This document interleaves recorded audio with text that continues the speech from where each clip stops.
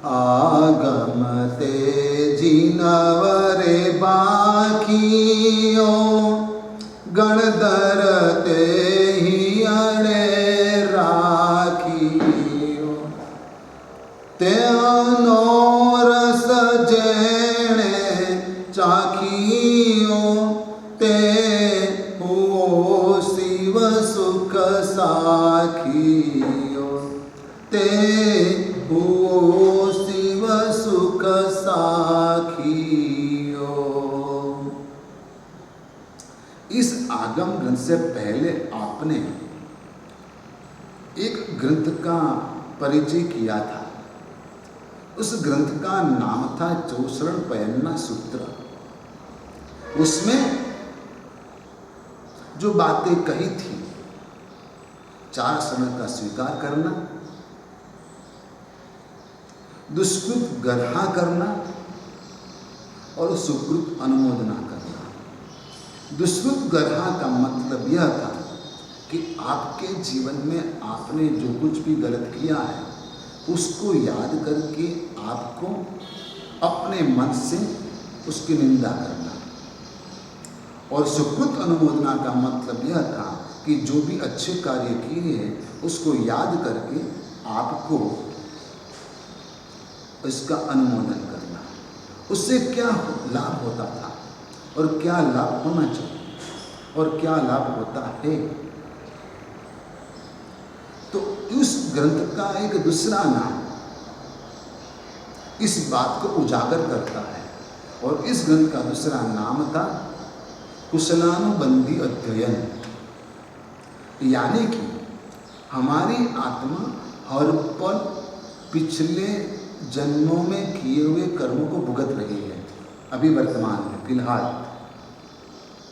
सभी आत्माएं अपने कर्मों के फल भुगत रही है, चाहे वो उस कर्म उसने कोई भी जन्म में किए और अभी भुगत रही है। लेकिन जब आप पिछले जन्मों के कर्म भुगत रहे हो तब नए कर्म का बंध भी हो रहा है और उसे अनुबंध कहते हैं। उसे अनुबंध कहते हैं। अब आपका स्वास्थ्य अच्छा है, आपके पास धन दौलत परिवार सब कुछ है, चैन से जीवन जी रहे हो तो मानो कि आपका पुण्य का उदय है और पुण्य कर्म भुगत रहे हो। लेकिन यदि आप यह सब चीजों में आसक्त हो गए हो, धर्म भूल गए हो, तो वह गलत कार्य में उसका उपयोग आप कर रहे हो, तो नया जो कर्म बंध होता है अनुबंध, वो अनुबंध पाप का होता है। और यह आपको बार बार अनुभव होता होगा कि आप नए अशुभ कर्म बांध रहे हैं। अब इतने सारे अशुभ कर्म का बंध होगा तो हमारी आत्मा का कल्याण कैसे होगा। इसलिए यह जो उपाय बताया है, 4 शरण का स्वीकार करना, दुष्कृत गर्हा करना और सुकृत अनुमोदना करना, उससे क्या होता है कि जो अनुबंध में जो गलत प्रकृतियां जमा होती है वह शुभ में परिवर्तित हो जाती है। इतना करने से, 4 शरण का स्वीकार करने से, दुष्कृत गर्हा करने से, सुकृत अनुमोदना करने से हमारे जो अनुबंध गलत थे और गलत हो रहे थे और गलत हो रहे हैं वह अनुबंध बदल जाता है और शुभ अनुबंध होता है। कुशल करने वाला, क्षेम कुशल करने वाला अनुबंध हमारा होता है। और इसलिए इसका प्रयोजन आपको प्रतिदिन रखना है। 4 शरण का स्वीकार, दुष्कृत गर्हा और सुकृत अनुमोदना। अब कल से जो प्रवचन अपना चल रहा है आऊरपचक्खा सूत्र, उसमें 4 तरह की मृत्यु की अवस्था बताई है। एक बाल मरण, दूसरा बाल पंडित मरण, तीसरा पंडित मरण और चौथा है पंडित मरण। अब मौत के समय आपके मन के विचार अच्छे होने चाहिए। हमारे दादा गुरुदेव शुभंकर श्रीश्री जी महाराज साहब के गुरु भगवंत आचार्य विजय यशोभद्र श्रीश्री जी महाराजा, जो बड़े अच्छे कवि थे, प्रभु भक्त थे, वैसे आचार्य भगवंत को पूजन के अनुष्ठान के लिए अहमदाबाद से बावला गांव की ओर विहार कर रहे थे। उस वक्त पैदल चलते चलते वह जा रहे थे और रोड के ऊपर एक स्कूटर वाले ने उनको टक्कर मार दी। बुजुर्ग थे, एजेड थे, गिर पड़े, चोट लगी और उनको लगा कि अब मैं बचने वाला नहीं। उस वक्त स्कूटर वाला भी साधु को देखकर घबरा गया कि मेरे से साधु को टक्कर लग गई है। वो घबरा गया, वो डर गया और वो खड़ा रह गया। उस वक्त गुरु भगवंत, जिसके शरीर में से घाव में से खून बह रहा है, वह आचार्य भगवंत गुरु भगवंत स्वयं कहते कि भाई तू चला जा यहां से। क्या कहते हैं? तू यहां से चला जा, यदि लोग इकट्ठा हो जाएगा तो लोग तुझे मारेंगे। मौत के समय पर भी दूसरे का भला चाहना वह साधु का धर्म है। वह साधु जीवन है कि अपने मौत के समय भी वह दूसरे का भला चाहता है कि तू चला जाए यहां से, लोग इकट्ठा हो जाएगा, लोग तुझे मारेंगे। मौत ऐसी होनी चाहिए। मौत के समय भी आपके मन में सावधानी होनी चाहिए, आपके मन में विचार अच्छे होने चाहिए, वरना ऐसे समय पर मरने वाला स्वयं चिल्लाता है मारो मारो मारो, पकड़ो पकड़ो, बचाओ, ऐसे कुछ भी वो चिल्लाता रहता है। लेकिन जो साधु जीवन इतने सालों से उन्होंने जिया था, उनका परिपाक, उसका परिणाम देखो कि अंत समय भी वो दूसरे का भला चाहते कि तू चला जाए यहां से। यह मौत आनी भी आसान नहीं है, उसके लिए बहुत कुछ छोड़ना पड़ता है। कहीं भी आसक्ति नहीं रख सकते आप, यदि मौत अच्छी चाहिए तो। यहां पर पंडित मरण की बात कही है कि पंडित मरण और बाल पंडित मरण किसे कहते हैं? आपने पहले बाल मरण के बारे में सुना, अब बाल पंडित मरण के बारे में आपको सुनना है कि बाल पंडित मरण पाने के लिए गृहस्थ को क्या करना चाहिए और पंडित मरण पाने के लिए साधु को क्या करना चाहिए। पंडित मरण की बात तो दूर है, जब मृत्यु नजदीक दिख जाती है, यानी कि बस अब नहीं रहूंगा, मैं नहीं बचूंगा, ऐसा लगता है, क्योंकि शरीर धर्म में सहयोग नहीं दे रहा है, सहयोग नहीं कर रहा है, तो अब मुझे जाना निश्चित है। इसलिए वह गृहस्थ या साधु गुरु भगवंत के पास जाता है, गुरु भगवंत से निवेदन करता है कि गुरु भगवंत मैं अनशन स्वीकार करने का चाहता हूँ और इसलिए मैं पाप व्यापार का त्याग करता हूँ, कोई भी पाप कार्य करना मैं नहीं चाहता हूँ और मिथ्यात्व, अविरति, कसाय आदि का जो मैंने आज तक सेवन किया है वो सभी का मैं प्रायश्चित करता हूँ, क्षमापना करता हूँ, मैं क्षमाभिक्रम देता हूँ। गलत किया है, गलत हो गया है, गलत करना पड़ा है, कोई वजह से, कोई संजोग से, या तो अज्ञान अवस्था में यह सब हो गया है, लेकिन अब समझ आई है तो ये सब चीज़ों का मैं त्याग करता हूँ। जो गलती हो गई है उसकी मैं एक समायाचना करता हूँ। हमारी आत्मा के ऊपर जो पाप का भार है ना, वो पाप के बोझ को हटाने का एकमात्र सरल तरीका है कि आप उसका प्रायश्चित कर लो। हाँ, मैंने पाप किया है, इतना कबूल कर लो। स्वयं भगवान महावीर ने तीर्थंकर होते हुए भी अपने पद स्थान की कोई फिक्र न करते हुए 12 प्रश्न के बीच समूह शरण में स्वयं कह दिया कि हाँ, मैंने यह गलती की थी। मैंने सैया पाल के कान के अंदर गरम किया हुआ शीशे का रस डलवाया था और उसको कड़ी शिक्षा की थी।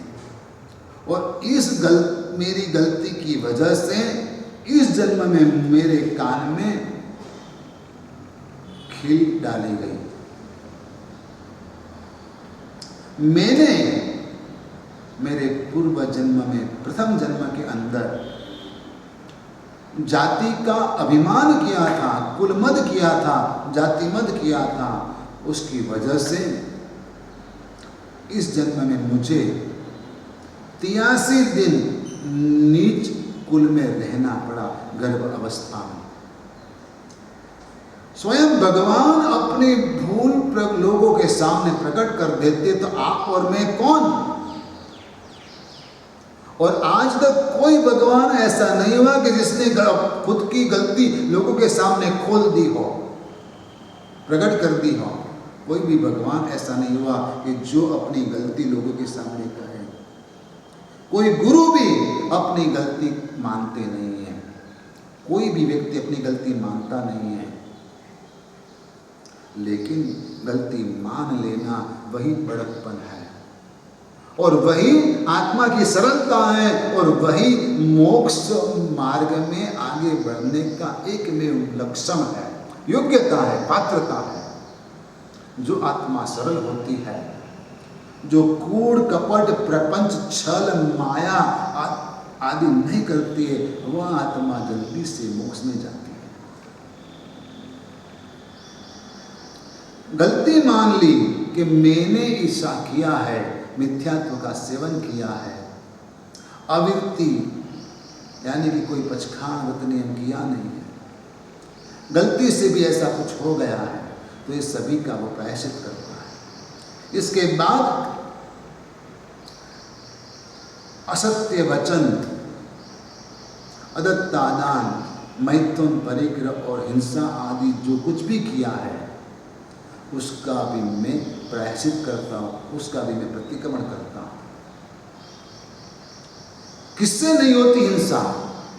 कौन झूठ नहीं बोलता, कौन चोरी नहीं करता, कौन अब्रह्म का सेवन नहीं करता और कौन परिग्रह का संग्रह नहीं करता? परिग्रह कौन नहीं रखता? हर एक आत्मा इसके पीछे लगी हुई है, लेकिन उससे बचना है तो व्रत नियम लेना होगा। व्रत नियम लेने के बावजूद भी उसमें दोष का सेवन हो जाता है, तो उसकी क्षमायाचना मृत्यु से पहले कर लेना चाहिए। जो आत्मा मृत्यु से पहले क्षमायाचना आलोचना नहीं करता है, वह आत्मा को संसार में बहुत समय तक भटकना पड़ता है। और इसलिए आपको संसार कम करना है, भव भ्रमण इतना नहीं करना है, तो आपको आपकी गलतियों का स्वीकार कर लेना चाहिए, आपकी गलती मान लेना चाहिए। एक जगह पे कोई परिवार अपना नया घर बना रहा था, करीब करीब घर तैयार हो गया था, कलर भी हो गया। अब कुछ दिन के बाद मुहूर्त रहने के लिए जाना है, लेकिन अपना घर नया बना है। वह देखने के लिए बच्चे घर में खेलने कूदने लगे। शाम के समय घर के मुख्य व्यक्ति अपना मकान जो नया बन रहा है उसको देखने के लिए गए, तो उसने देखा कि दीवार के ऊपर बच्चों ने पेन पेंसिल से लाइनें लकीरें खींच दी है और सब कुछ बिगाड़ दिया है। एक दीवार खराब कर दी बच्चों ने। वह व्यक्ति घर में गया, सभी बच्चों को इकट्ठा किया और पूछा कि नए घर में दीवार किसने खराब की। एक भी बच्चा अपनी गलती मानने के लिए तैयार नहीं। सब चुप खड़े हो गए, एक दूसरे के सामने देखने लगे, लेकिन किसी ने गलती मानी नहीं। वो अनुभवी व्यक्ति था, उसने सोचा कि ये लोग ऐसे नहीं मानेंगे, इसलिए कुछ समय के बाद उसने तारीफ की कि वाह, दीवार के ऊपर इतना अच्छा पिक्चर बनाया है, बहुत बढ़िया लगता है, मैं उसको कुछ गिफ्ट दूंगा। किसने बनाया? और एक बच्चा बोला, वो तो मैंने बनाया। चोर पकड़ा गया। गलती सहज रूप से कोई मानने के लिए तैयार नहीं है।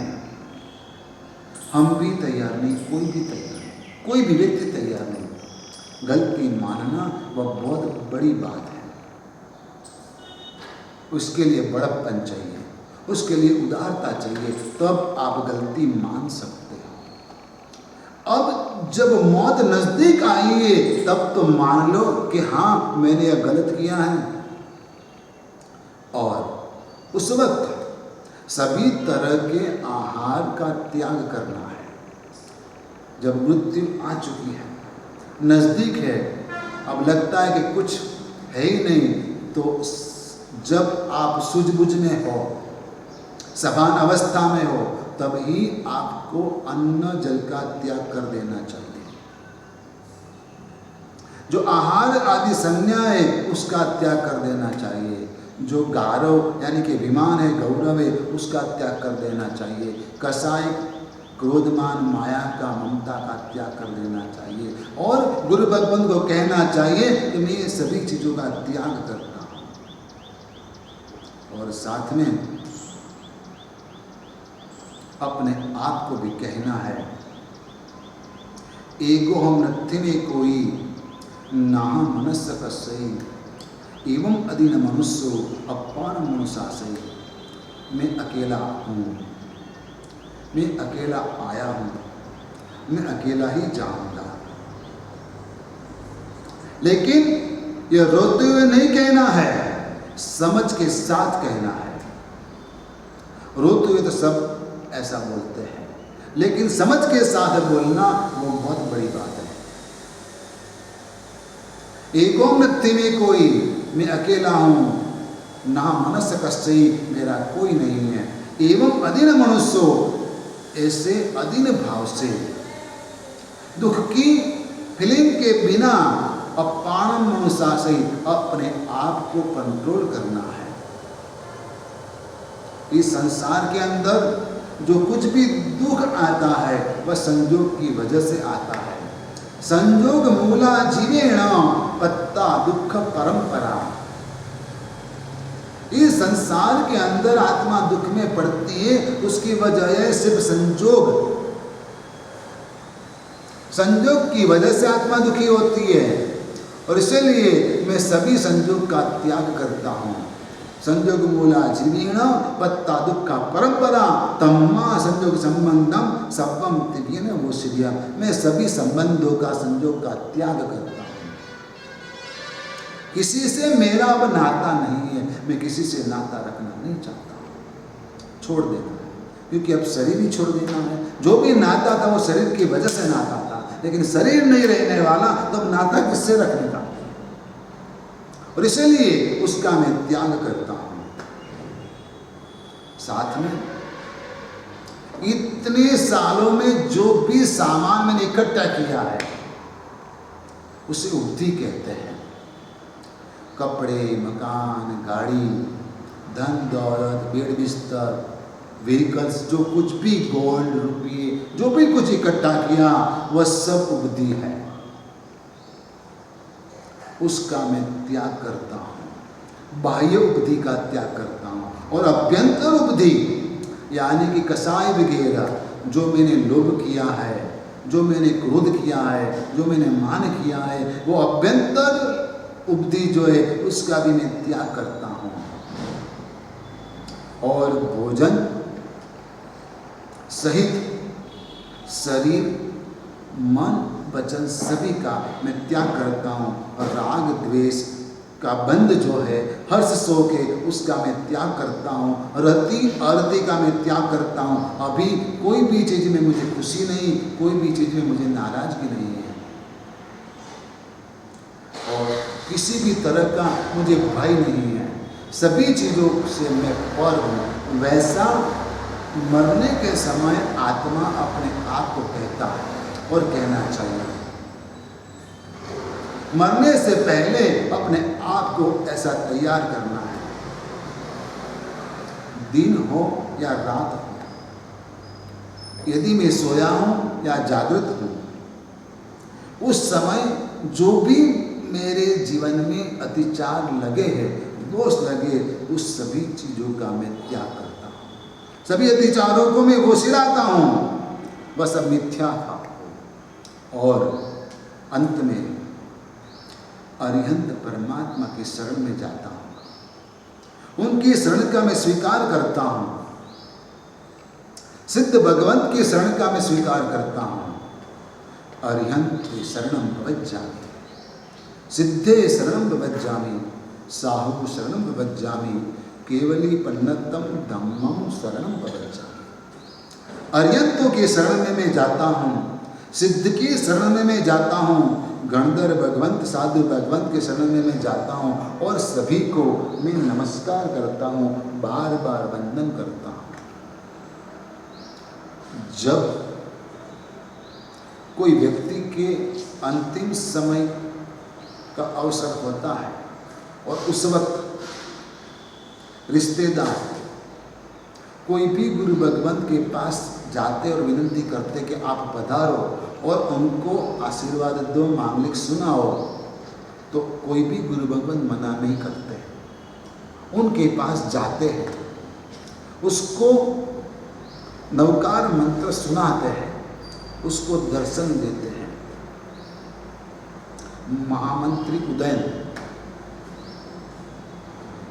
युद्ध में फंसे थे, अब घायल हुए हैं, बचना मुश्किल लगता है। अब टेंट में लाया गया है उनको, अंतिम सांस चल रही है। उस वक्त उनके बेटे उनसे पूछते हैं कि आपकी अंतिम इच्छा क्या है। तब उदयन मंत्री चाहते हैं कि अंतिम समय पे मुझे गुरु भगवंत का सानिध्य मिले, उनका दर्शन मिले। अब युद्ध भूमि में कौन साधु मिलेगा, और जिस जगह पे युद्ध चल रहा है वहां पर कौन साधु आएगा, कोई नहीं आया। उस वक्त उदयन मंत्री के बेटे ने एक बहुरूपीय को तैयार किया कि तू कुछ समय के लिए जैन साधु का वेश बना ले, तुझे इतना करना है, उदयन मंत्री के पास आकर उनको दर्शन देना है और आशीर्वाद देना है। तुझे जो चाहिए वह मैं दे दूंगा, तुझे पैसा धन दौलत सब कुछ दे दूंगा, लेकिन कुछ समय के लिए तू जैन साधु बन जा। वैसे बहुरूपीय को जैन साधु बनाकर वह बेटे उदयन मंत्री के पास लाकर खड़ा कर देते हैं। उदयन मंत्री ये बहुरूपीय साधु को सच में साधु मानकर वंदना करते हैं, आशीर्वाद लेते, सब कुछ करते और चैन से मृत्यु का स्वीकार करते, देह का त्याग कर देते, चले जाते हैं। घटना तो समाप्त हो गई कि उदयन मंत्री जैसे मंत्री अंत समय में साधु की शरण चाहते हैं, साधु के दर्शन चाहते हैं।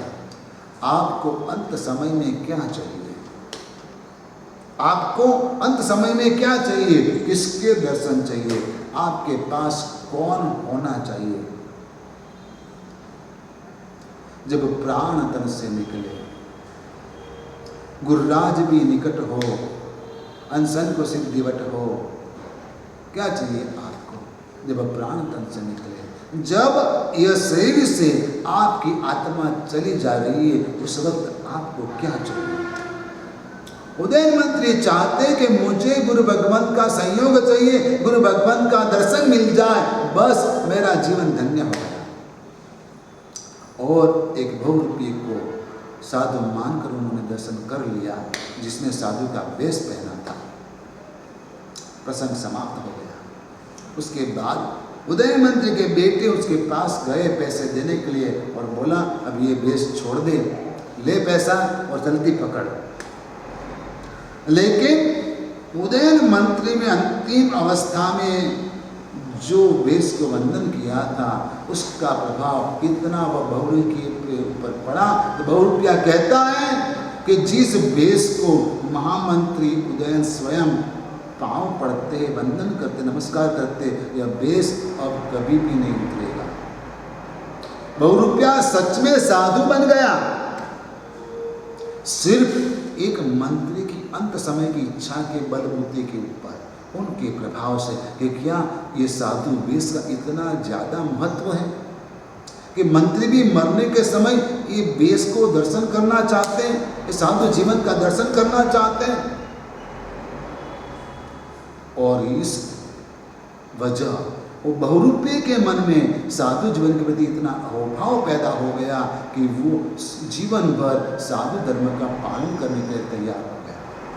तो आपके मन की अंतिम इच्छा क्या होनी चाहिए? कि हमें गुरु भगवान का दर्शन मिले, परमात्मा का दर्शन मिले, और अंत समय में उसमें ही हमारा मन लगा रहे और हमारा प्राण चले जाए। अर्यंत की शरण, सिद्ध की शरण, साधु के शरण का स्वीकार करें, और जिन धर्म के शरण का स्वीकार करके हम हमारा देह का त्याग करें। जैसे एक सर्प जो है अपने शरीर के ऊपर का पड़, जिसे गुजराती में कांचली कहते हैं, वह छोड़ देता है, ठीक है वैसे आत्मा सहज रूप से अपने शरीर का त्याग करके चला जाए तो सद्गति में जाएगा। सभी आत्माएं वैसी धर्म आराधना करते हुए स्वर्गलोक में जाए, देवगति में जाए, सद्गति में जाए, संसार में जहाँ तहाँ दुर्गति में भटके नहीं। वही इस आगम ग्रंथ की एकमात्र अपेक्षा है, यही बोध है कि आप मृत्यु को सुधार लो, और सुधारने का प्रयास आज से अब से शुरू करो। बस इतना ही। धर्म लाभ आशीर्वाद।